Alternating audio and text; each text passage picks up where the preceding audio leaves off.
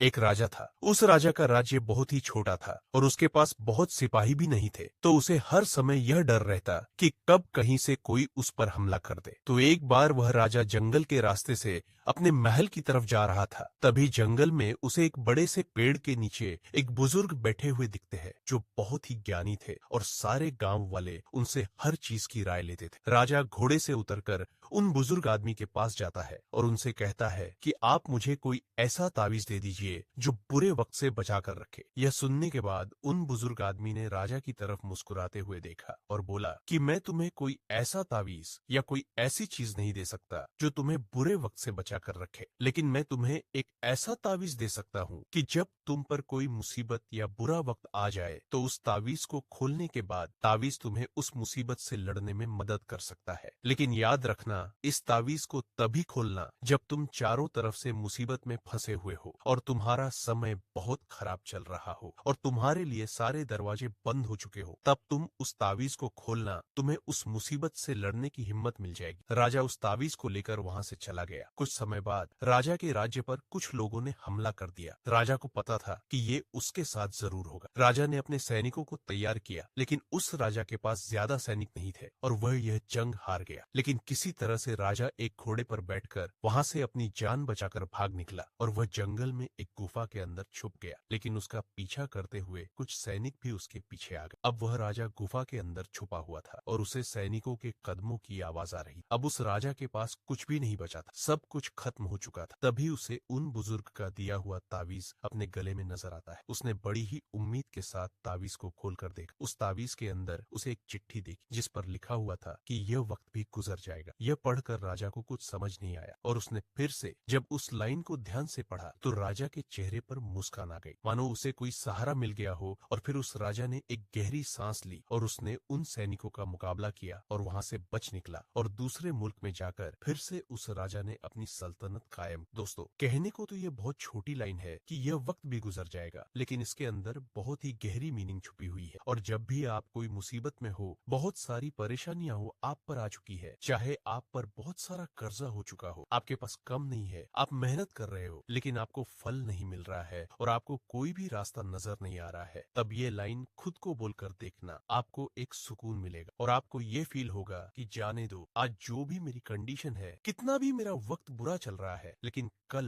परसों या एक ना एक दिन यह वक्त भी गुजर जाएगा और तभी आपको उस मुसीबत से गुजरने की हिम्मत मिल जाएगी। और वो कहते हैं ना कि आपका अच्छा समय चल रहा हो तो उस वक्त पर शुक्र करो, और जब बुरा वक्त चल रहा हो तो सब्र करो, क्योंकि समय अच्छा चल रहा हो या बुरा, वो ज्यादा दिन तक नहीं रहता और जिंदगी उसे ही कहते हैं जिसमें सुख भी हो और दुख भी। तो दोस्तों, आपको कहानी कैसी लगी कमेंट्स में हमारे साथ जरूर शेयर करें और चैनल को सब्सक्राइब